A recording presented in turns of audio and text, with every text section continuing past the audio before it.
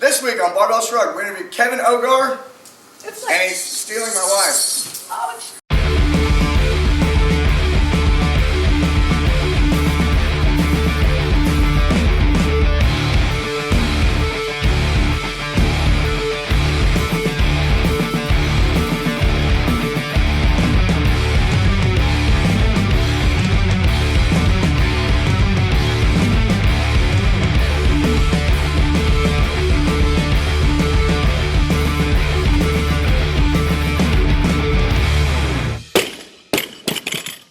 Barbell Shrugged is brought to you by you. To learn more about how you can support the show, go to barbellshrug.com and sign up for the newsletter. Ginger hair still hard. Welcome to Barbell Shrugged. I'm Mike Blutzer here with Doug Larson and Chris Moore, CTP behind the camera. And we are here with our guest, Kevin Ogar. And we're going to be talking about all sorts of Kevin Ogar stuff today. Including his ability to ginger so hard. Yes. We're going to define what ginger means to him. And if you're just listening, then, of course, as we always say, you're going to miss out. Because, Kevin's wearing a sweet shirt, if you're listening. Says, I would ginger you so hard. Yeah. It's one of my favorite shirts. It's fantastic. Another thing you've got going on today, besides your shirt, is you're sporting some shorts.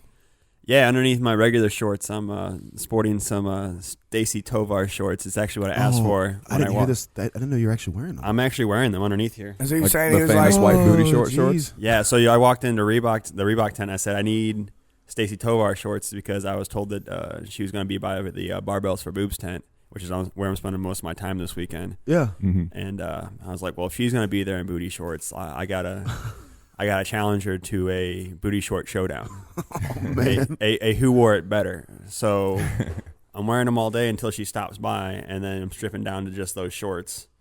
And then we're What gonna time is this happening? We can make sure to be there. I want for to this. be there. I have no, she just found out about this because I posted it on Instagram. Like, she didn't even know it was happening until about 30 seconds ago. All the best things in life just sort of spring up. She may still not know. She may not have checked Instagram yet.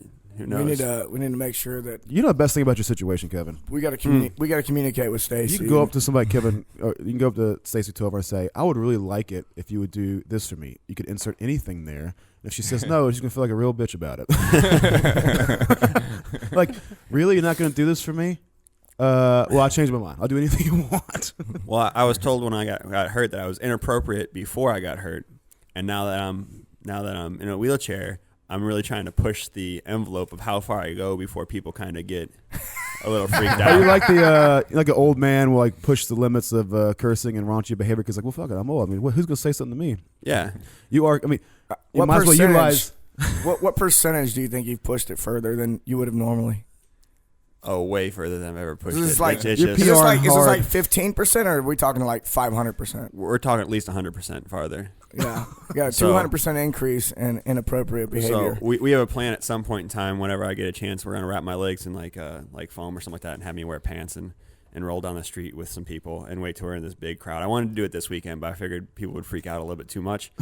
is make sure my legs are nice and padded and roll around with some friends and make sure one of them's kind of skittish and emotional, and just throw my chair sideways and like completely eat it hard and turn around, point right at him and be like, "You did this to me. Why would you push me out of my chair?" And see how the crowd. Ow! That's another good one. I'm like, yeah, we'll give you a real wheelchair ride. Go ahead and sit down. And then the second they touch my legs, I scream "ow" really loud and see if they freak out about it. Well, they probably freak out every time, right? Oh, every time. Convince someone to stab you in the leg or something, I've had and then freak out if they go too deep. I've had friends ask if they could to tell the good night to my legs, and that's a real thing. So they keep asking if they can stab me in the leg with a fork and see if I can feel it. Jesus. I haven't let them yet. I have good friends. Like, I can't feel it, but there's still the risk of infection and structural damage. I'd rather not add on to this situation. I'm still gonna bleed. Like, It's still going to bleed. It's not a good thing. Yeah, we were talking earlier. I got a buddy who's got an arm that's paralyzed, and one of the biggest things for him is just beating up his arm. Sometimes he doesn't realize that he's, dragging it across something where it's on something hot. Yeah. And then you have that risk of infection or something like that. Yeah. I do that all the time. Like I'll hear something like thud. Like we'll drive here and we'll take a turn and I'll hear something like thud real hard against the door and I'm like, what the hell? And I'll look down and it was my leg, like just blasting the door. Oh man. Or I'll like wheel around and like I can't figure out why my chair won't move and it's because my foot's like caught in a corner and I'm just trying to like wrench it through. There's complete meathead like, you won't move, chair? I'm gonna make you move. If it doesn't fit, force it. Yeah. You know? That's the That's goal. what we bro. always used to say back in the Navy. Well, you forget how simple of a lesson pain is. That the only thing it's there for is to keep you from just dragging your flesh through situations you really shouldn't be doing. And when it's gone or it's it's dulled, next thing you know, you could be shutting your car or your leg in a car door or some shit. I mean, it's just that easy to do. You lose your ability to tell where things are. Yeah. Extraordinary. So you were what would be the proper terminology? Paralyzed. Yeah. So this would be like 6 months ago, or is this last year? Almost like How long 6 is it? months and 14 days. 6 months, 14 days. That Yeah. was at the OC Oh, man. Throwdown, Yeah. and that was out here. Yeah, it's real close to here. I'm actually staying. I have to drive past the fairgrounds where I got Yeah. injured. Like every single time I want to go to the games. What goes through your head when you make that drive? Just Doesn't really bug me. I mean, Well, it was. I mean, so far you seem remarkably zen about it. Could Kevin. you fill in everybody who may not know the details? Because the day that it happened, I had friends that were there. They were taking video. They sent me the footage, and it didn't look like an epic, traumatic thing. It was like, oh, it's like Kevin kind of fell down, and then that was that.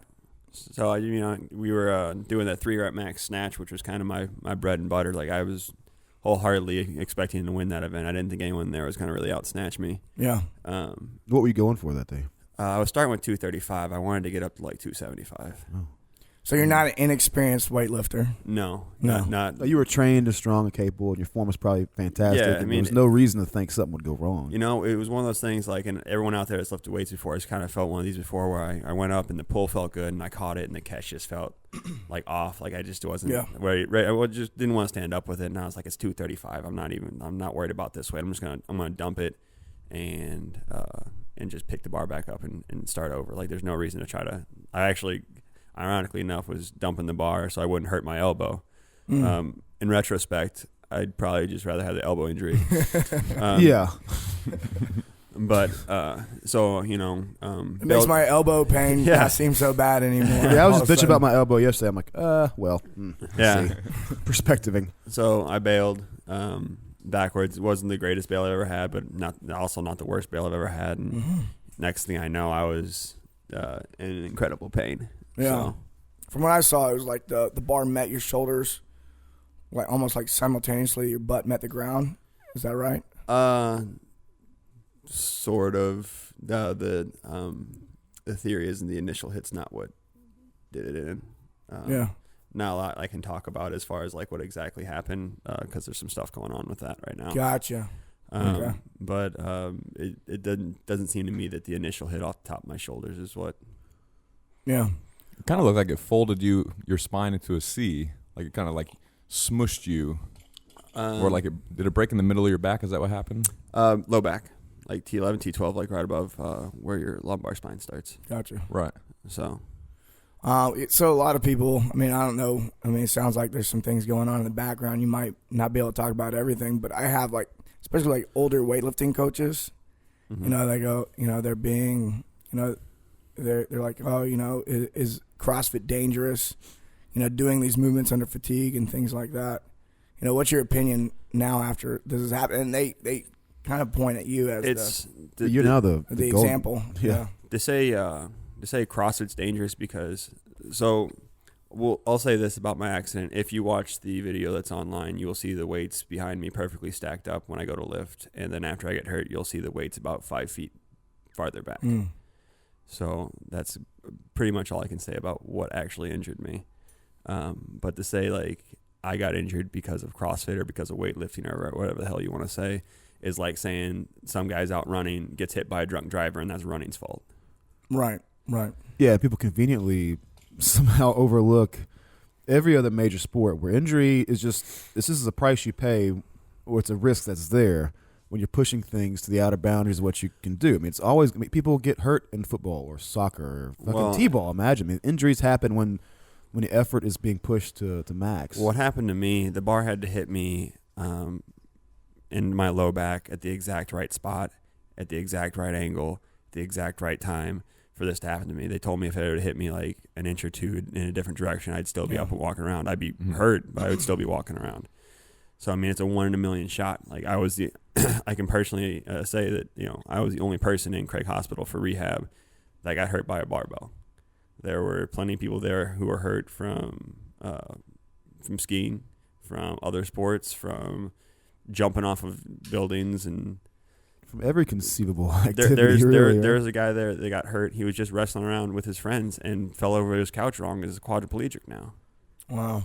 So, I mean, like, there's inherent risk with everything. Do you know of any other case of paralysis that's relatively well known you're able to look up after your injury of people who were hurt with barbells? I actually searched for some, and I can't find a single case of someone being paralyzed by a barbell. And it may be out there, and I may just not be really good at using the Google machine.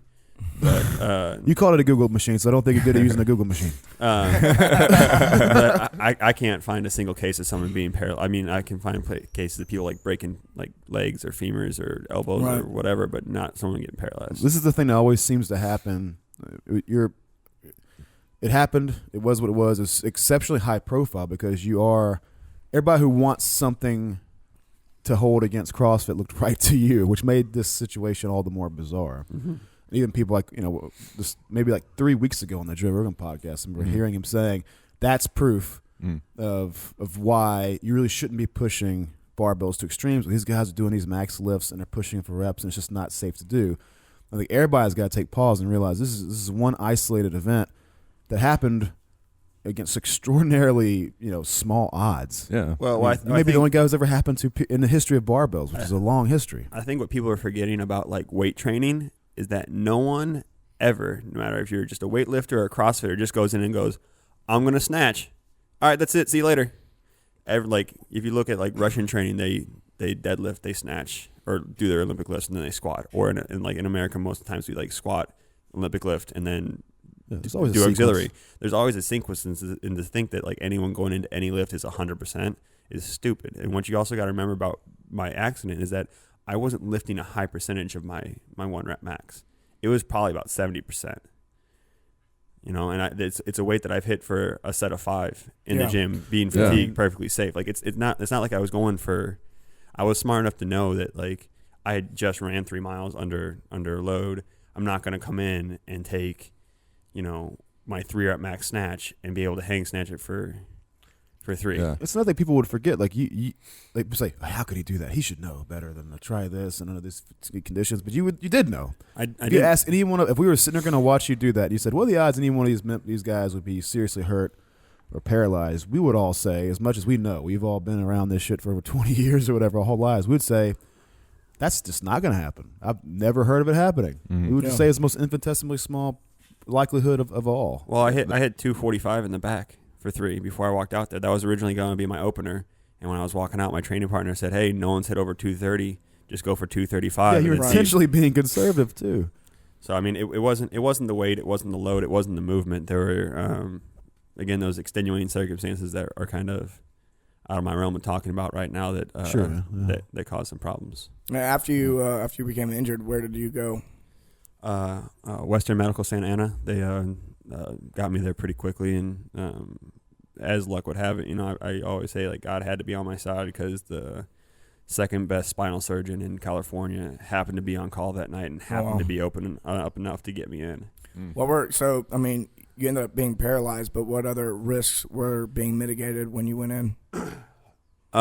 Well, they couldn't give me any like painkillers because they didn't know exactly what was going on with me. Since this has never really happened before, there was really no protocol for it, so they couldn't give me painkillers or anything. So I kind of had to deal with it until.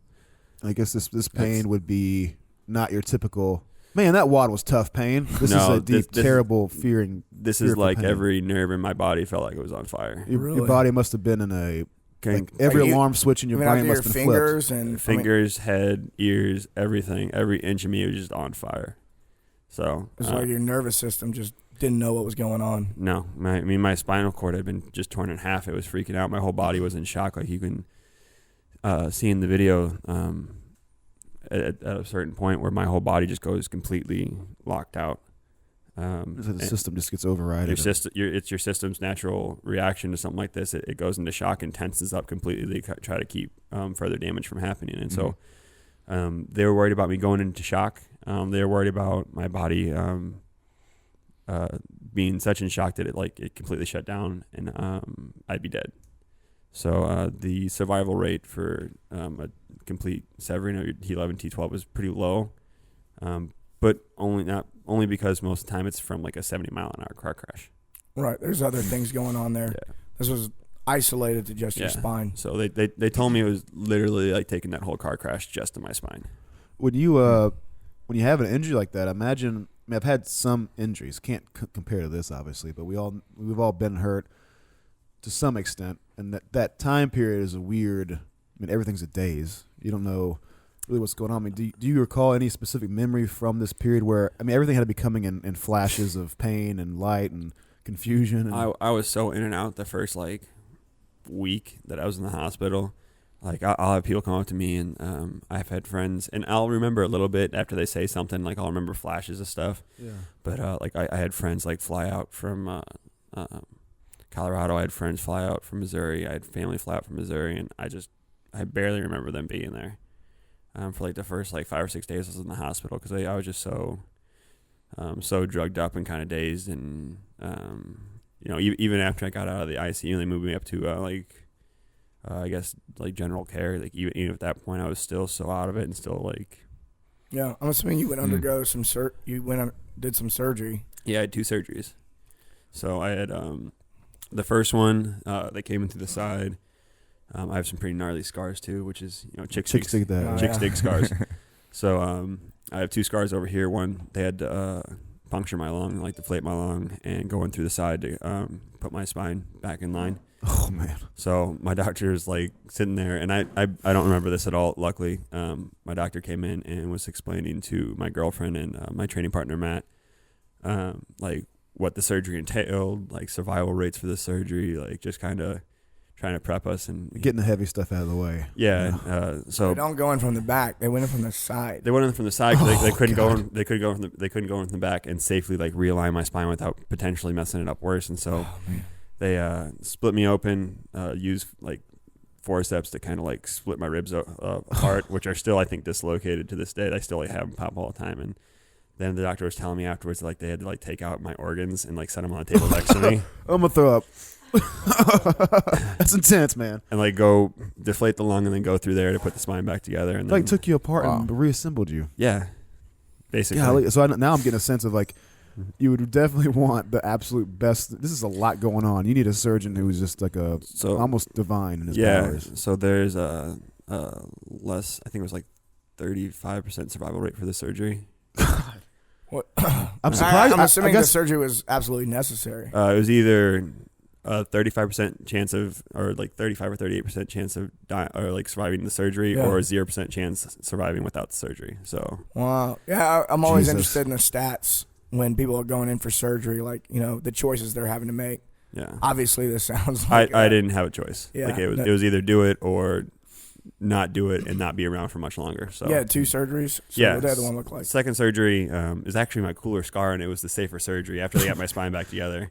I have a giant scar down my spine in the back where they just went in and they fused me from T10 down to L1. So I have 4 plates, 2 rods, and 8 screws. So you can just sit up straight. Yeah, sort of. The rest of my back still bends around it, and so I can still kind of slump into it. But right here is always going to be nice and rigid. Yeah, I wish I had that when I was deadlifting before I got hurt. you and me both. I got the worst posture in the world. So, do you have any more surgeries scheduled? You're trying to make some improvements? No, is there any hope they said normally people have to go back in and fix the screws, and they'll back out, and some of the bone will lice away a little bit. Yeah, and so they have all these things, and I've gone in for numerous checkups and CTs, and they said that the screws were perfectly placed, and they haven't seen anyone with a better setup than mine. Yeah. They said the one thing I need to worry about is when I'm getting back and trying to get after it and stuff like that is twisting and bending my rods. So therapy wise, what's next for you? Is there hope that you could get back to doing more actual activity on your feet someday? So the chances of me like walking on my own, I've been told are like less than 1%. But I mean, I'm the king of small percentages. I'm 3% of the world's population as a ginger. I have blue eyes, which means I'm 1% of that population, and I'm a paraplegic, which means I'm 2% of the world's population. So I like small numbers. That's going on a quote of some kind. I gotta make note. It's small numbers are easier for me to count. So less than 1% chance of me walking on my own, but that's without any kind of technology, like spinal implants, which we're coming out with. But and there's probably, I mean, we've all seen, we've watched the video you doing like rope climbs in the gym and training and doing, Olympic work and shit still, which it's hard not to see that and be like, I'm going to the gym right now. Because I was like, I probably won't train today. My knee's a little sore. I'm feeling a little tired. Like, oh, shit.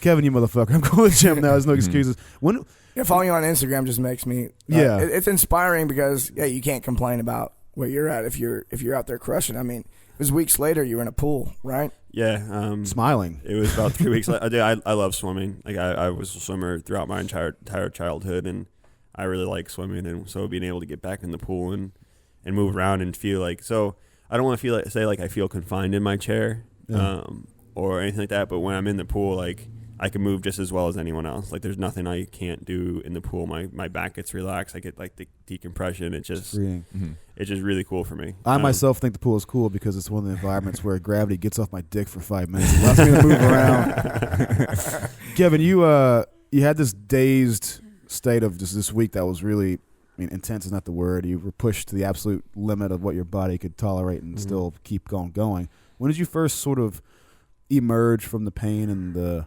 sedation and stuff to kind of get your head around what had happened? And you had to have that moment where it's like, what happens now?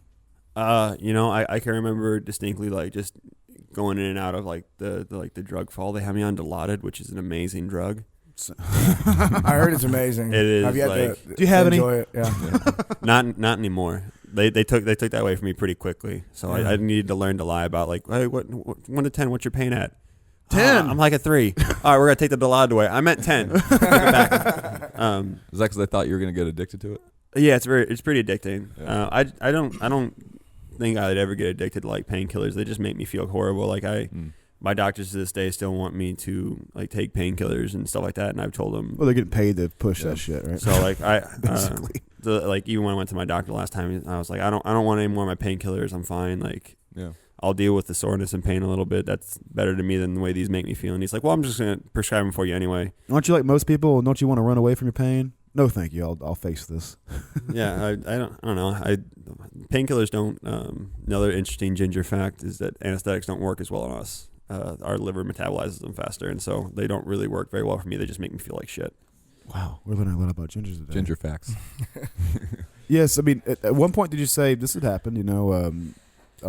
The odds are stacked against me. Yeah. Certainly, my life is never going to be the same again. I remember going in and out of I don't want to say consciousness, but kind of like coherency, and just kind of each time I would become coherent, kind of think about my situation, thinking about what was going on, and there wasn't a second I wasn't surrounded by like friends and family. Like my parents flew out, my brother and sister flew out, like half my cousins flew out, and just everyone just came out, all friends and like people. Like I had friends from elementary school that I still talk to every once in a while. Like one of them flew out because she heard about it and was hanging out with me. So I had a lot of support and a lot of people to kind of like soundboard off of and kind of talk to. The story spread really quickly. We all are immediately aware of it.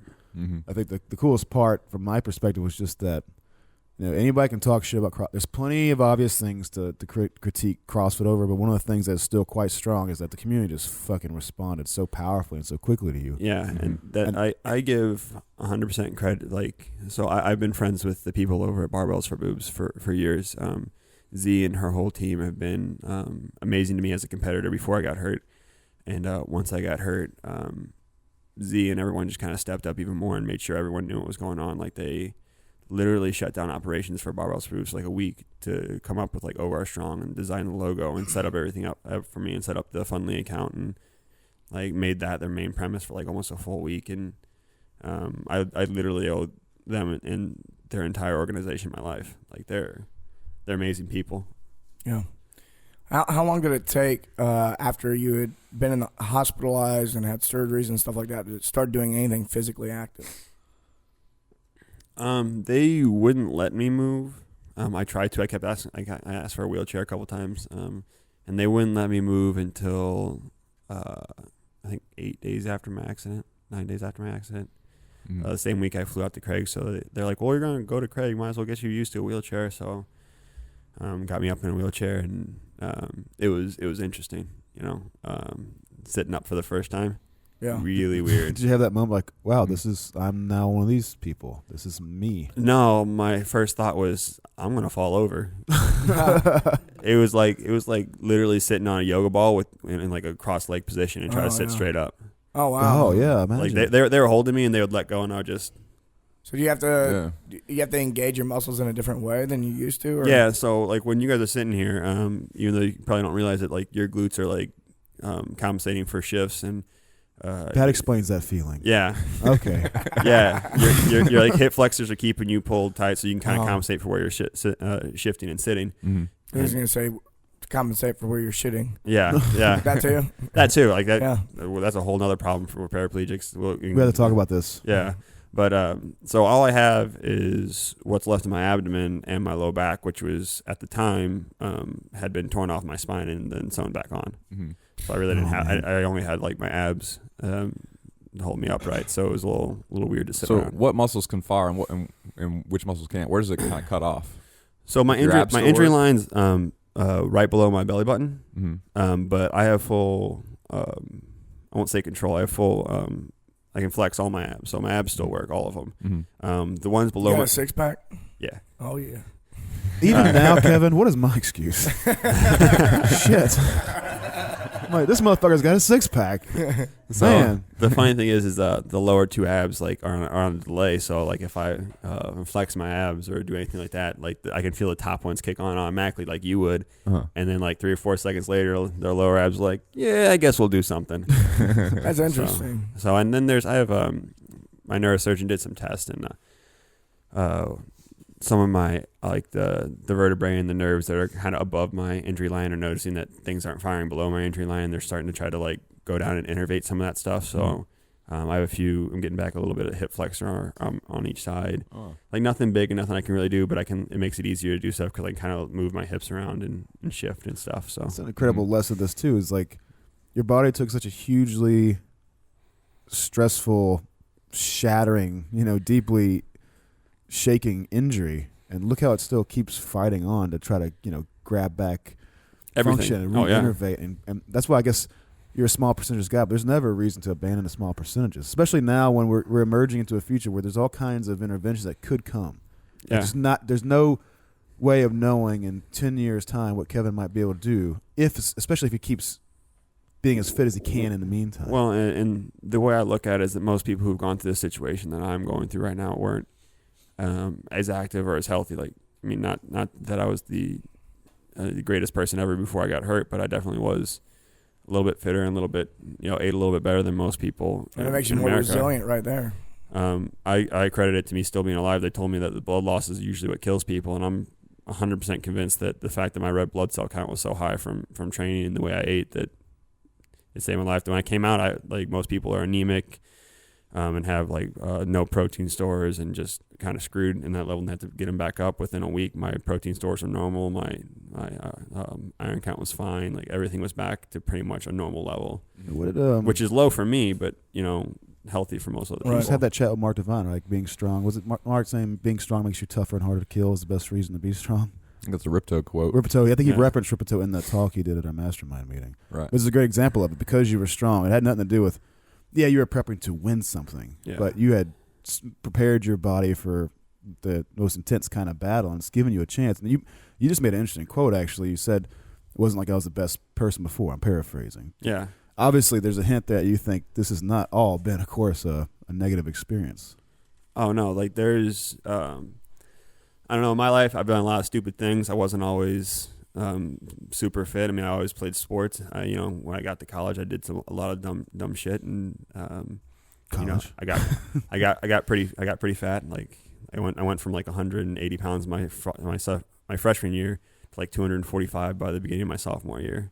Oh, That's gains. At the time, I was hashtag gains, son. at the time I thought I was like, yeah, I'm lifting big weight. And that's why I gained all the weight. And I look back at it, I'm like, no, you were just fat, dude. You was drinking beer and benching Yeah. too much. That's exactly what I was doing. And so like there, it's one of those things like bad things happen, but usually there's always good coming out. I mean, I was raised in a religious household. Like I grew up Lutheran, and I've always kind of had a faith that kind of got me through a lot of that stuff, where I can look back at some of the worst things that ever happened to me and kind of see why they had happened for the best things that happened to me. You know, I got kicked out of school after my sophomore year of college, and that's when I found CrossFit. That's when I found rugby. That's when I found all the sports that I still love to this day. That's when I met my girlfriend that I've been with for almost 7 years now. Has been taking care of me ever since I got hurt, and that's why I moved out to Denver. It's literally my whole life up to now was based off something bad that happened. And so I kind of look at this situation, and that was my first thought when I got hurt is,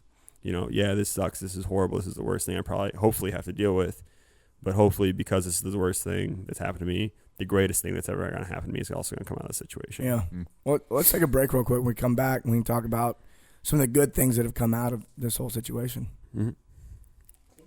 Welcome back to Technique Wad. This video is going to be the clean overview video. We're doing a 6-part video series on the clean. This is going to be the big overview, and then we're going to come back and break down each specific position of the clean.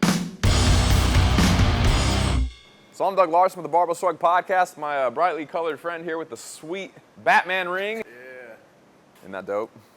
Is Alex Macklin. He's one of our Barbell Shrug weightlifting coaches, as well as one of our faction strength conditioning weightlifting coaches. This is faction strength conditioning. So like I said, today we're going to go over the clean. We're not going to get into a whole lot of detail. All I'm basically going to do right now is go over exactly how to do it. And if you want to see the most common mistakes for each specific position, then you can go to techniquewad.com and you can see each specific position. We're going to have separate videos for the first pull, the transition, the second pull, the catch, and the recovery, as well as the starting position. So first, Alex is just going to demo a clean just so we can see what we're dealing with here.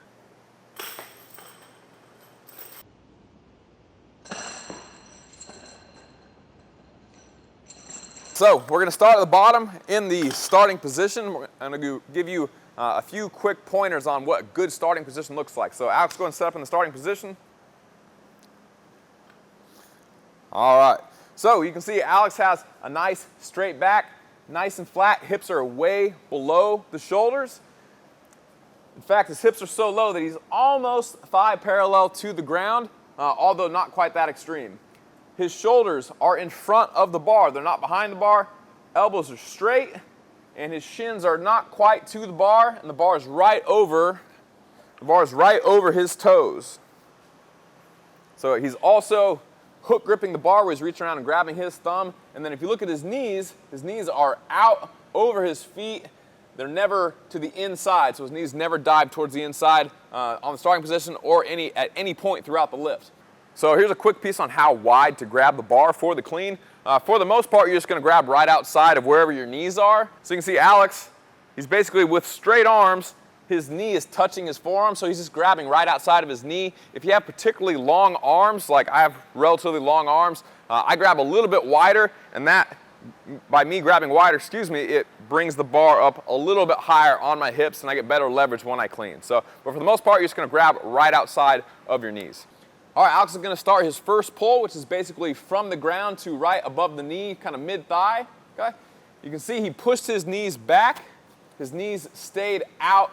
And right now, if you look from the side, he's covered over the bar. His shoulders are still in front of the bar. Arms are still straight. Bar is just above the knee. He probably even could go a little bit higher before he starts his transition.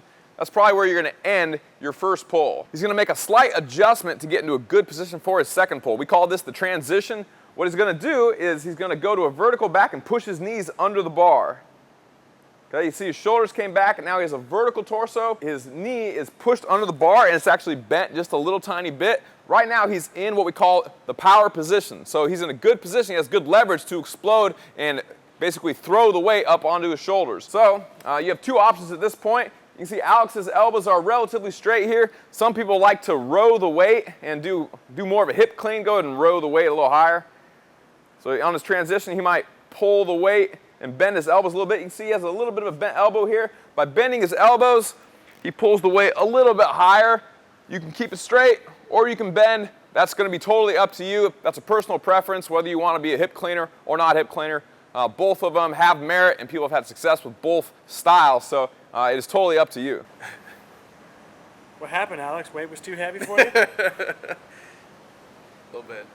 Alex gets tired. I get tired. All right, so Alex is going to be starting here in the power position.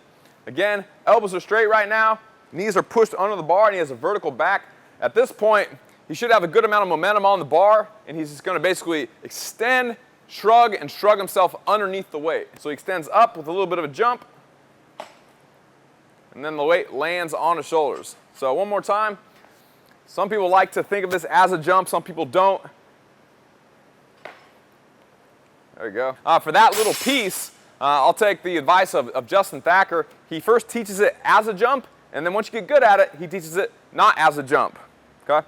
I like that cue. For new people, it helps them pull the weight nice and hard, but then as you get more experience, you're not trying to get quite as high. You're just pulling on the weight, and then you're getting under as fast as you possibly can. All right, to demo the catch, we're going to have Alex do the full movement. I want you to notice that Alex only has to pull it to about this high to actually get it onto his shoulders, because he's going to squat all the way to the very, very bottom and catch it in that front rack position.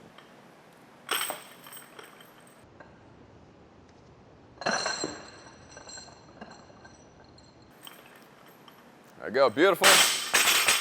You'll also notice that Alex catches the weight with his hands slightly open. That makes it easier to get your elbows up if you don't have very good shoulder, shoulder, elbow, or wrist mobility. It's easier to open your hands just a little bit. If you're good at cleaning and you're a competitive weightlifter, I recommend you keep your hands all the way closed, if at all possible, but when you're just starting out, if you're not very mobile, that might be kind of hard. If we look at Alex from the front, you'll see that his feet hop out just a tiny bit, but he still keeps his knees nice and wide. That way they are slightly outside of his feet.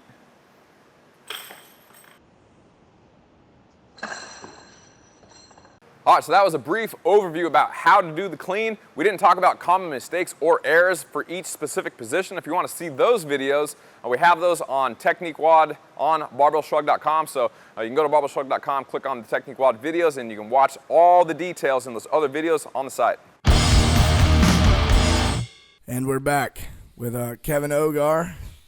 There he is. And you know what? We were all pretty scared. I really wanted to know. I was too scared to ask. He made me feel better during the break. But Kevin, tell us about your cock. All the ladies out there want to know. I get this Doesn't question. work. It's not the first time I got this question. It's usually from women, but they always ask if my junk still works. And the common rundown, yes, it still works. I don't have any control over it, so it's like being a 13-year-old boy again. So you got a great excuse. Yeah. You just roll around with a heart on.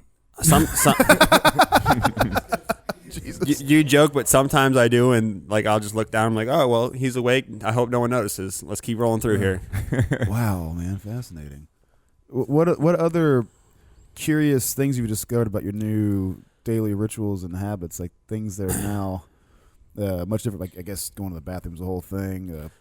Showering, all these little daily activities people take for granted. Yeah, it's like it's a damn good thing we don't remember like being like 1 or 2 or 3 years old, because this shit sucks. Like having to learn how to like poop again and wipe your own ass and shower and everything. It's a little weird. I will say that I now have an excuse to take a really long time when I'm pooping, so it's a nice little relaxing break where I sit there and like iPad, man. I read like half a book, like watch a whole season of Dexter, and then come out the other end. Yeah, man. What makes the process so long? Besides, is it? I mean, you obviously got to set up and all that kind of so stuff. So I gotta get a special chair with a cutout in it, since I don't have any. The way my injury works, you have like high motor neuron and low motor neuron, and they told me I was probably more or less low motor neuron. So instead of being like on the fritz, my muscles aren't really on the fritz. They're kind of like locked up internally. And so I have to get a special chair with a cutout on the side of it, so it raises me over the toilet seat. And I literally have to, it's called digitally stimulating. That sounds fun. It's a fancy way of saying I have to finger my butthole to get it to come out. Not electronics. Yeah, Digit as in your fingers.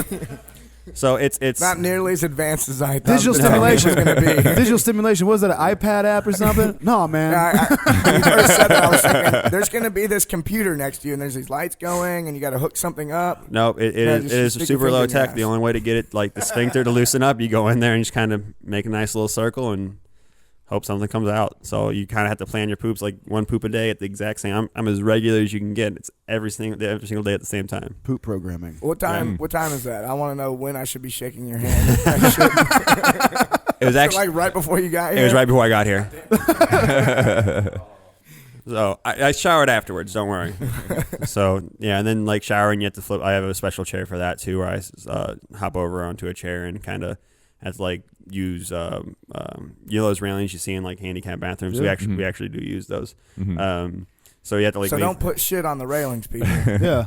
Yeah, and if you can poop in a different stall besides a handicap bathroom, I'd really appreciate it because that's the only place I can go to take a piss. Did you? Yeah. I mean, I remember I was at I think it was a Padres game, and there's a couple guys trying to get into the handicap area, and like, you know, at a ball game, like everyone's just going, and people were just going in there and pissing all over the seat. So I'm like, we're like, and there were some of us who were like, hey, stop doing that shit. You're being a jerk. So I don't have to switch over to the toilet to go to the bathroom. Yeah. I can actually, it's called IC. It's called intermittent cathing. So I can just like cath from my chair, go pee. But I need somewhere to actually do it. I can't just like roll into the men's room and like whip my junk out and like jam a tube in and hey everybody, how's it going? Yeah, just do that in front of the urinal. Yeah. So and my chair doesn't fit in like normal stalls, and so there's been times where I like rolled into actually on the way here flying here, I rolled into a bathroom to go to the bathroom before I got on my flight, and every single stall was open except for the handicap one. This dude decided that was the one he wanted to go to because it was comfy. So I just sat outside the door till he was done. Like I can't feel it. I mean, I don't have like the pressure that I need to pee, so I can sit there. I just kind of have to time it. And so I just sat outside and waited for him to walk out. I go, hey, thanks. To make critiquing eye contact with him after he gets out. You know, we were just at a comedy show. You don't even have to. I think he'll never use that one again. We're at that Tony Hinchcliffe comedy show. He had this whole bit about everybody just shoots right through that 1, 2, 3 stall and that cushy, luxuriously open handicap stall. It's like, you talk about that moment where you're sitting in there and you see quite dramatic with the wheels roll up and a slight pause. You go, oh shit! And he starts like, do I pick one leg up? And what's my play here? And he gets out. And he says, "What do you do?" He said he went CP. He went cerebral Like, palsy. what you do is you pick one arm up and you start limping and you go in circles. And go, hey, and he started doing his bit. But it's curious to hear I've actually done it. Waited for a guy to come out and you just gave him the look of shame, like, this is the only place. This is what I have left in this world. You son of a bitch. It's a spacious shit stall, and look what you're doing. Yeah, I mean, I do that. I do that more so with like handicap parking. So I can't get out in and out of my car without like the handicap parking, the van accessible one, because the doors don't open wide enough for me to get my chair and pull it in. And so like I literally like will roll. And one of my pet peeves is people who are overweight and get handicap stickers because they're overweight. And so I'll literally roll past them in my car. I go, no, you probably need that more than I do. Me and my wheelchair, we're going to go down, park over here, and have to wheel all the way to the store. And you just kind of see them. Oh, shit, man. What do I say? So, I mean, it's the only place I can park in. So I get frustrated with people because they'll pop. Like I saw a guy pop out of his truck, hang his handicap tag, and then pick up a generator and carry it inside. I was like, oh, you obviously need that. Awesome, bro. Thank you. Appreciate it. Damn, man. Yeah, Kevin, but let's be fair now. To be fair, Calling you out. To be fair, I used to. Yeah, that thing is luxurious and awesome. I will say I never parked in handicap spots. I refused. I don't do that either. I refused to. I thought that was like even before I got hurt, I would call people out for doing that. I don't do it just because I'm afraid I'm going to get towed away. No ethical reason. Really. No moral reason. The handicap stall thing was my gig because I was just too fat to go into the normal stall. I can't fucking. It was like Chris Farley in the bathroom at the airport. I was like, I can't reach my ass to wipe it. I gotta go over here. See, the handicap stall thing isn't as big a deal to me as the handicap parking because like we're 2%. Like paraplegics who actually like need those stalls are like 2% of the world's population. It's like running into a unicorn. This is good to know because I'll tell you right to your face, I'm not going to stop shitting in the handicap stuff. The one thing that is like when there's 18 stalls and then one handicap stall and I roll in there and I'm like, you chose that one over the rest of the 18 and you have So if they're all full, maybe. It's really just me being like, I want that stall. You're in it. Please get out of it now. Yeah. Does 2% of the world's population sound like a really high percentage to anyone else? Well, you're doing the math. You're much smarter than all of us. I mean, 2 out of every 100 people is paraplegic. That sounds really high. Yeah, I guess how many people? Well, 4 billion people? paraplegic or paraplegic, quadriplegic, or have some kind of like spinal cord injury that prevents them from using a full function of their limbs. Oh, wow. That's pretty high. I didn't know it was that high. Yeah. It's not necessarily even. Until you pointed it out. I was like, you know what, 2 out of 100 is. I thought it'd been like 1 in 10,000 or something. That's the number I was given at Craig. So yeah, like I don't fact check doctors, so they could be completely full of shit lying to me. Full of shit, man. You look smart to me, sir. You've got a coat on. So let's go back to the dick questions. Okay, go for it. You said, so you said that you get random boners just like you're 13 years old, like walking around junior high school. But can you get a voluntary boner? Like if you want to get a boner, can you get a boner? Yeah. I mean, I can, but it's because there's great pills or what I call dick bricks. They have little shots. Yeah, they have shots that you can inject. Oh my god. Oh really? Yeah, straight up. So. Oh man, I want to give a shot in my dick. What do you think, Ashley? Should we try it? She's down. Ashley's like, whatever. As long as you have a boner, I'm cool with it. This is like porn industry innovation right there. So it's actually they have a lot of different ways because one of the big things it's not really talked about a lot because I guess like sex is taboo or whatever. But one of the big things they talk to you about, one of the classes that actually make you go through, whether you're a guy or a girl, in rehab is like sex ed, like how do you have sex or how do you do anything like that, like post injury when you have a spinal cord injury because I mean most guys don't have a lot of control over it. So I mean they tell you. Lesson number 1, ladies and gentlemen, you're new to this stuff, so we'll give you some information. First things first, chicks are going to ask you about your dick in bars. Here's what you need to keep in mind. First things first, you tell them this. They run you through the whole protocol. Now, I know, not to switch gears off the dick stuff, but no, I want to hear the rest of what he was about to say. He wasn't. Fuck. No, they have they have a whole they have a whole slew of things like to help. For girls, it's not. So I always kind of thought that girls had had it a little bit harder, because some of the paraplegic friends I have a little bit harder because it's like harder for them to cath. It's harder for them to do some of the stuff. But the one place they have it easier is in like the sex realm because they don't have to worry about like erections or anything, and so they don't have as much stuff on like sex for women as they do for guys. But they have a whole bunch of different things like they run you through. They actually gave me a book that's called "Is Fred Dead?" Is Fred dead? Yeah, and it was written by a guy who's paraplegic on like sex after spinal cord injury. And the guy's name's Fred. I think he was calling his penis Fred, but that's Fred is the penis. Yeah, yeah. So you meant to put that together, huh, Chris? It is. Yeah, I'm paralyzed in my mind sometimes, especially after a 2 a.m. night. It's a whole book, and it has like all this stuff on like where to get sex toys and what kind of like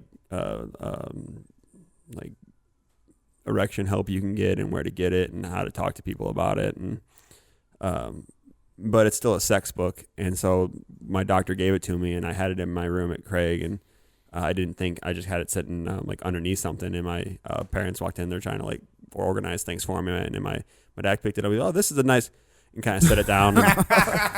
It's still as awkward for him as it was when you were 13 having this conversation. Well, then it was even more awkward because my aunt came in later and saw the same book, and I was like, "Oh, son of a bitch." So we've all seen videos of you doing, cool workouts that, you would hope you'd be able to do after you have some type of traumatic accident, like doing rope climbs or overhead presses or something. But we've seen a few videos, but what comprehensively does your training look like these days? Like, what else are you doing? So, I mean, I'm pretty much still just doing like kind of like a lifting and CrossFit style stuff. Like, it's just a change of focus. Like before injury, I was focused on like being the best CrossFit athlete I could, like all the skills and drills I could possibly get my hands on, getting as strong as possible, making sure my motor was up, just that kind of stuff. Now it's switched, and most everything I do is geared towards making, the original meaning, like the original purpose of CrossFit was to make train not to suck at life, so that's basically what I've gotten back to. So a lot of my training is based on stuff that I know I struggle with. So I struggle with balance and like front to back and side to side. And so a lot of my stuff is trained with that. So I was at CrossFit Costa Mesa with Max Mormont, and he was really helping me kind of try to figure some of the stuff out. And one of the workouts had pistols in it. He's like, "Well, you obviously can't do pistols." And I was like, "Yeah, but I can do." So we figured out that we could do one-handed wall balls, and the reason being is that it has the same kind of premise where it's that unilateral work, but it's also a lot of balance work for me. And so it's not just throwing and catching one-handed, but once I catch one-handed, It's pulling you left and right. Once it pull me left and right, and so I can switch hands and kind of do that. So my approach to training now is I kind of still train with Matt Hathcock. Like, he's still my training partner. I think I slow him down a little bit, but he doesn't complain about it. So Screw that guy. But you know what's interesting about that is that's what that should be the mindset in training. People do what other people are doing. They mimic, they take on programming, they do WOD because that's what everybody else is doing. You're in a position where you're returning to the very fundamentals of what training should be. Like, what are my specific issues, and what are the most creative ways I can help myself function better in this environment by choosing the right exercise. Yeah. And so that's basically why I approach everything. So I just kind of look at Matt's programming, what he has for himself, and then I kind of try to figure out what I can switch out and benefit me the most. So I don't. Someone asked me yesterday if when we have a 400 meter run, if I just wheel 400 meters. Excuse me. And I told him not usually, because like for me, wheeling 400 meters, it takes a really long time, and I don't get winded. Like, it's not running for me anymore because I can coast. If I hit a hill, I just let go and just let the hill do the work for me because I'm not stupid. And I have these awesome wheels. I hated running before I got hurt, so I'm not going to actually try to run harder now that I'm hurt. Right. And so, like, I switched out for like ski erging or rowing or something where it mimics that same cardiovascular Yeah, the aspect. skier is probably great for you. That seems great. Yeah. Yeah, so you're not mimicking shit. You're using a lot of other tools that you wouldn't normally be using, or that you might not have used a lot previously. Yeah, I mean, Like, what are some of your favorite training tools now that you're paralyzed? Sleds, prowlers. I've been Are you doing pulling them. pulling them, dragging them. Yeah. So I'll strap them to me and like wheel forward to mimic like having to drag something behind me. Right. Or I'll have a rope attached to them and do like actual pulls because it yeah. wants to yank me forward, and it's one thing I really struggle with. Mm-hmm. I've been doing a lot more dumbbell work, Mm-hmm. just to get that balance back and kind of keep my shoulders healthy. A lot of the stuff is like me working on stuff I know I didn't do, like transfers where I have to press up and shift my body. So I do what I call paraplegic L-sits, where I put my feet up on like ab mats and then press into what looks like an L-sit, but it's really just me pressing up, because that's one thing I really need to get really good at, to transfer safely. And so, and believe it or not, you're going to get older. Oh, and shit's going to get harder. Yeah. Everything's going to get really hard. I mean, it gets hard for everybody who ages, just sitting on the toilet gets harder for everyone as they get older. Yeah. And now you're going to have to build up probably as much, I guess, muscle mass and as much coordination and everything while you're young, so you can, keep hold of that as long as possible. Yeah. A big thing I do is I try to get out of my chair and onto the ground at least one time in every training session. Because one of the big problems, if I'm rolling around and I hit a curb and I don't pop my wheel up properly, I'll eat it. Like, I'll fly straight out of my chair. And I need to know how to get back into my chair safely without, tipping the whole thing, or, There might not be anybody around. Yeah. So, I mean, Craig was actually really good at that. They literally, like, tip your chair over for you. All right, get back in. Just toss you over. This is in Colorado? Yeah, Craig Hospital in Colorado. They're to me, they're the best spinal hospital you could go to. Like, most Olympians go there if they get any kind of spinal injury. I mean, there's big stories. No, it's like Amy Van Dyken went there, and that must be an extraordinary environment. I mean, one thing that comes to mind is all these years I'd noticed, like, research people had done on people who had been injured paralysis of this kind. They always compare their happiness to other kinds of people. The classic one is, like, this group over here wins the fucking lottery and has $100 million thrown in their lap. And this is a population who had just had their life wrecked through similar injuries as you. There's a population of people you would swear would be miserable and would feel sorry for themselves, and the other one you would swear would be rich and rewarded and happy now. And, of course, what is classic in those experiments is it's not the population you think. A year after the circumstances changed, the people who won all the money are miserable and fucking depressed and borderline suicidal, because now their life has changed in ways they didn't expect. And the people who were able to regain a focus on what really matters and to make progress in their therapy, to be able to see their little toe wiggle one time and to know that there's still reason to hope, and to to put all their focus on these tiny little things and appreciate what it is to drink a cup of coffee, to stand up straight in your chair while you're doing it, or to get out of bed on your own. All of a sudden, all the big things in life you thought were important are all stripped away, and now the most essential elements of life are all you can really focus on. Has that been your experience? That's been exactly my experience. Like before injury, my focus was making the games. Like that's all I was focused on. Like that was it. It's hard to be satisfied too. Like you want more and more. My motto before I got hurt when I was training and competing was you can be happy but never be satisfied, because there's always something to push more towards. And so now that I've gotten hurt and I've kind of gotten back to the roots of what I've always wanted to do with my life, and I have the time now to kind of focus on that, and it's really kind of changed my perspective. I still say, make sure you're happy, but don't never be like satisfied. But I think I mean by satisfied now, I more mean don't be stagnant. Do you think people could stand to gain just a lot? Like you are in extreme sense going back and relearning everything you have to try to walk and to function. But there are so many people, just to make this practical, so many people who keep pushing forward all the time. And forget that going back is a very useful thing. Like the most simple things you can imagine in your life, you could go back and revisit them, and do them better and appreciate them for what they are. Well, and I mean, that's the way I looked at training before I got hurt is, never get away from the basics. And when I would catch myself not working on the basics of like weightlifting or gymnastics, I'd always make sure Matt would always make sure we got back to working on that kind of stuff. Like we never stopped practicing like hollow body positions or set up positions for snatching. I mean, I've probably done a few thousand snatches in my life, and we never stopped practicing like the basics of those kind of things. And so I think everyone could benefit from going back to like the basics of anything in life, and benefiting. There's always something there's always so far you can push when you're a great athlete. There's always so long you can push. You keep getting new things, new stimulus, and new ways of motivating yourself. If you go back to something you do suck at, just to get a little better at it and to refine it, it spills forward. And it's actually one of the most rewarding things. Like for me, just do handstand push-ups, like I always say, was one of the most rewarding things I ever imagined, because I never saw myself even trying, much less doing. It was way better than bench pressing 700 pounds. That's been one of my favorite things about being in this wheelchair is I never have to do handstand push-ups again. I hate those things. They are the bane of my existence, and I don't care if I do ever walk again. I'm never doing those things again. Do you have any advice for people who, have injuries, temporary or permanent? We have people that are like, I sprained my ankle. They don't show up to train for 3 weeks.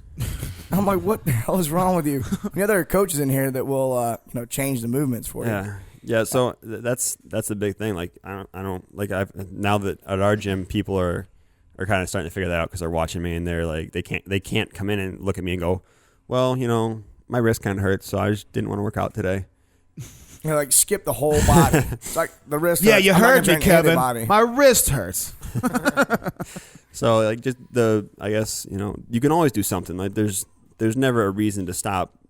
I don't want to say training, but improving at what you're doing, whether it be just your own personal fitness or the sport you're going for. There's always something you can do to train for. Just because you can't squat doesn't mean you can't go in there and work on like your shoulder stability, your shoulder health, or something like that. Yeah. In a lot of ways, little injuries make people better. Like if you bang up your wrist and now you can't do front squats like this, well, you have to go do something else you wouldn't normally do, and that helps build that variety for you. Yeah, I call it forced rest days, or like forced different focus days. Like yeah. Like that happens to a buddies of mine in the MMA world. Like they have their few moves that they always do, and now all of a sudden they can't throw that special kick that always lands for them, so they have to like bring new tools into their arsenal. That's I actually found out yesterday that's how the skier was developed. Is that the guy who built its daughter was a Olympic skier, and for some reason like compartment syndrome's prevalent in them, and so when they couldn't ski anymore because they would mess their calves up. They would just they made the skier, gave them a seat, and had them do ski ergs in their seats. So they could still work on their conditioning and their pull for skiing when they were beating up their lower legs too much. Yeah. Wow. Are you competing in anything now? I think I saw you on a basketball court in a photo somewhere.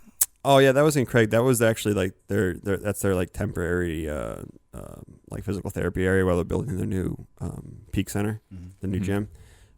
But yeah, I'm trying to get back into actual like what I didn't know, and kind of feel like an ass for not knowing this beforehand. Is there are a lot of adaptive CrossFit athletes out there. Yeah. There's way more than me. I'm not the first one. I'm not like reinventing the wheel here and being the first guy to like do a rope. Reinventing the wheel by getting hurt. Yeah. Still training. Yeah. But there's a lot of other guys out there who are putting on competitions, and a lot of organizations who are doing that kind of stuff. So I'm definitely gonna get back into There's competing. competitions specifically for adaptive athletes. Yeah. Yeah. There's a few. What is it? Adaptive Crossroads is a company that's been putting stuff on, and CrossFit Rubicon Yeah. puts is people who run that company. And they put stuff on. They invited me down to a competition in November, and there's another one in August and stuff. And so you just go down there. That's and in Colorado? I think those are in Texas. Okay. So Man, I got to see Kyle Maynard compete at sectionals. Yeah. I think it was 2010. I guess that was the one year they had sectionals. Yeah. I'll tell people about And- Kyle just briefly so they can get a frame. Yeah, of no arms, no legs. Yeah, born without him. He was a collegiate wrestler. Yeah. And now he does some MMA stuff, and he does some pretty amazing things. Things that you would go, This guy does why- anything like he why? wants to do. But they for the Georgia sectionals, I was there as a spectator, and they had to run up Stone Mountain back. So like he strapped up and went, and then he came back. Crawled on his belly up a mountain. He right? came back later. I don't know what happened in between, but I was doing some other stuff. I was actually working, so I didn't follow it. But it was really amazing to see him, how they changed some things where he was jumping over something with his whole body, in place of another movement some other folks were doing. And it was just, I was sitting there watching him and going, man, I have no excuses to not do anything. Is that the CrossFit No Excuses guy? Yeah. Yeah. I actually got introduced to him via the phone last night for the first time. wow. And the dude texts faster than I do. with what? His voice. Huh? His I guess he has the humerus of his arm, and so I guess he texts with that. But like he was getting texts out before I could get him back to him. Wow. So I mean, like he's a perfect example of like finding ways to adapt and do things. Like there's not anything I don't think he can do, and The thought that popped in my mind was you got to be. Some people learn this the hard way, and other people can learn this now. I mean, there's no time for sitting around and waiting for opportunity. You have to, I guess, constantly search for ways to say yes to opportunities and push forward and do the things you really want to do in this life. Or you could be the kind of person who's always only noticing the reasons why they can't do something or shouldn't. Yeah, and one of the things I really want to do now that I'm out of the hospital and back to kind of CrossFitting, it'll probably be like a year or so down the road when I kind of get stable and get like my regular life back to as normal as possible for me. And is I saw, I had a huge support system. I had the whole CrossFit community behind me. I had my family behind me. I have great friends. Like I was never alone. Like I always had someone there to make sure that I was in, the best spirits I possibly could be. Like it's not easy staying positive through a lot of that stuff. You have those thoughts creep in your mind. Like this sucks. This is horrible. I just don't want to try. Like everyone does. If anyone tells you they didn't, they're full of shit. And so I saw it was really easy for some of the other people that I was in the hospital with, who didn't have the support I had, to kind of go the other way.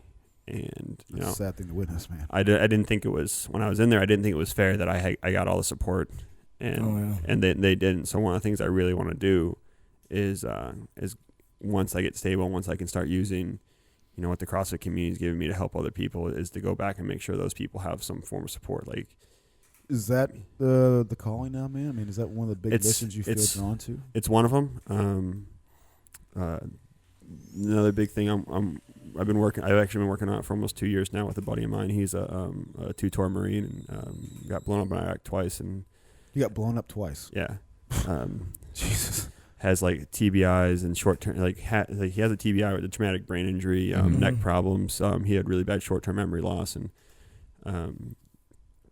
so he was really struggling when he got out, and found CrossFit. I started working with him on like training and like nutrition stuff, and he told me it completely changed his life around. Like he just flipped everything from like being depressed about stuff and just not wanting to do things to just the gun ho. So he brought me on a project he wanted to work on where we're going to try to raise funds and take like mood disorder and like physically disabled vets and basically pay for their first year of CrossFit.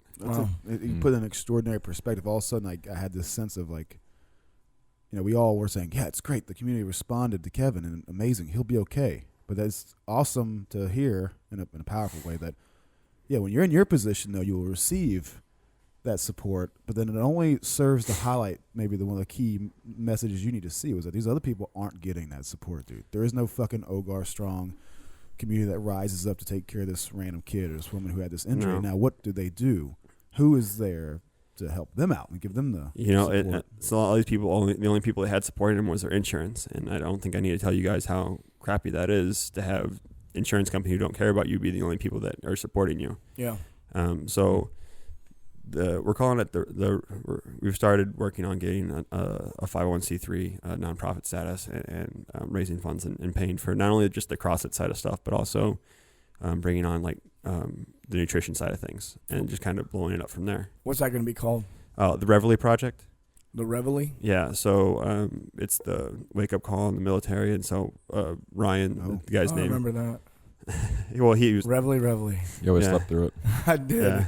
And so he said it was kind of like CrossFit was kind of like his wake up call, like the bugle blasting in his ear and waking him up, and so that's he named it. I mean, he started this in 2011. He didn't actually approach me about it until like end of 2012, 2013. So, but we're gonna do that, and then I eventually want to take the Ogar Strong name and whatever I can build it up into, and work with CrossFit and get these like newly injured people once they get done with rehab into CrossFit. It's saved me mentally and physically completely, and so I don't see any reason why I shouldn't try to get I feel like, more people into it. what can we do to help this guy? It's like, shit, man. We got to rally around and help you get some heat around this effort. What's your average day look like now?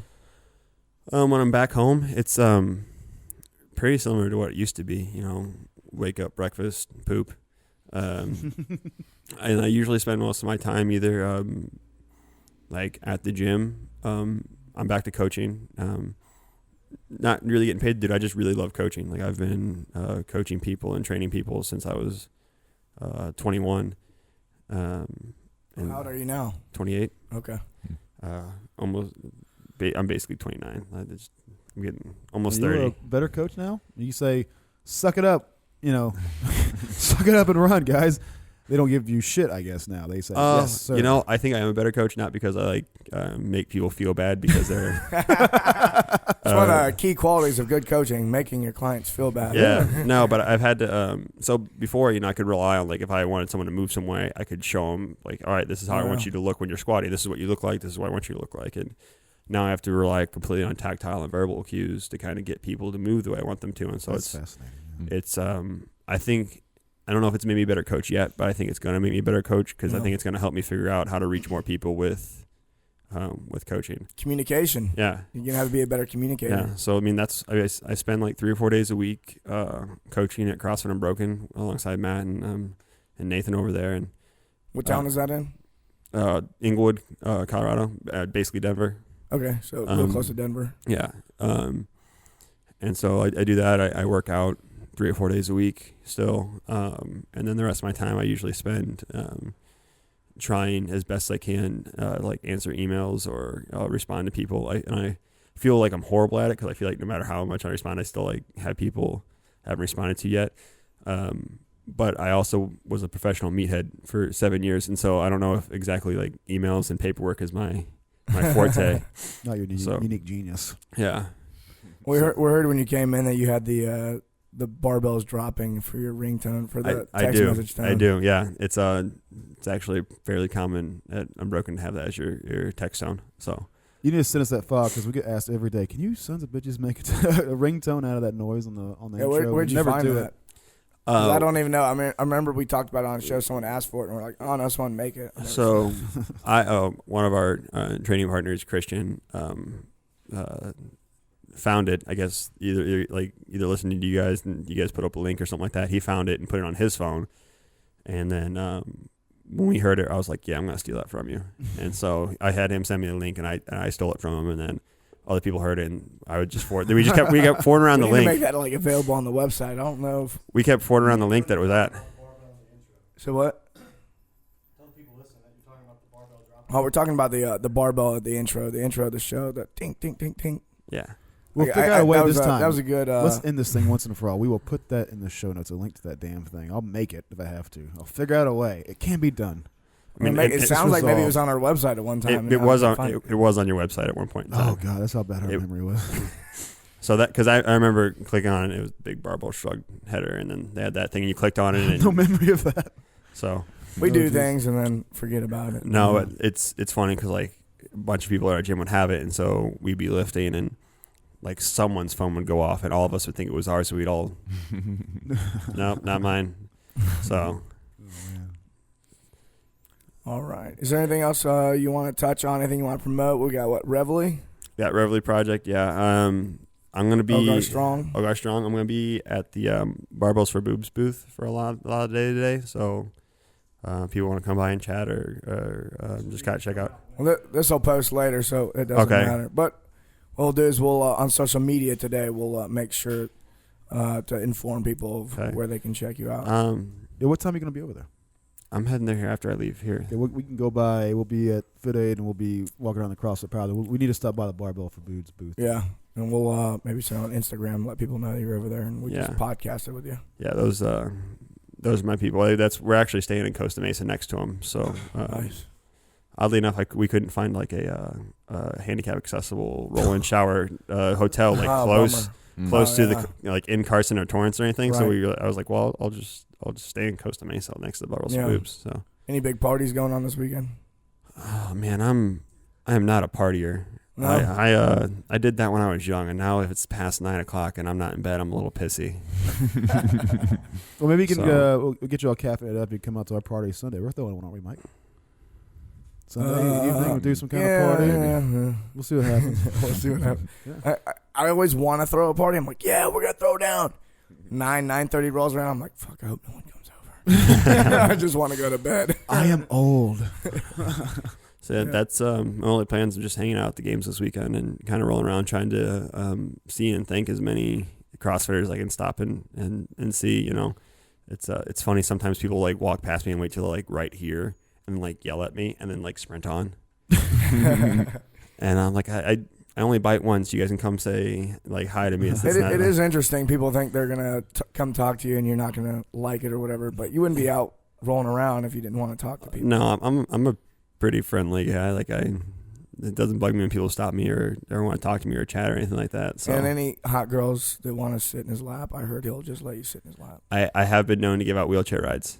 Have you met our friend Jackie? She likes wheelchair rides.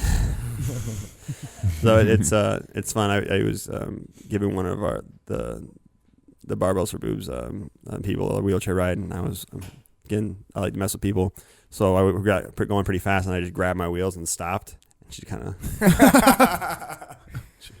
If people want to find you on Instagram, Twitter, where are what's your handles there? At Kevin Ogar. Kevin Ogar, that's it. Yep. It's simple, man. Yep. Make sure to go over to barbellshrug.com, sign up for the newsletter, and we will inform you when we post these cool ass episodes and do other cool shit too. Hey, Kevin, you don't mind if we come out to Denver area and train with you, right? Absolutely not. Come on out. Yeah, I would love it. Yeah, let's do that. Awesome. All right. Thanks for coming Kevin. on. Yeah. To learn more about how you can support the show, go to barbellshrug.com and sign up for the newsletter.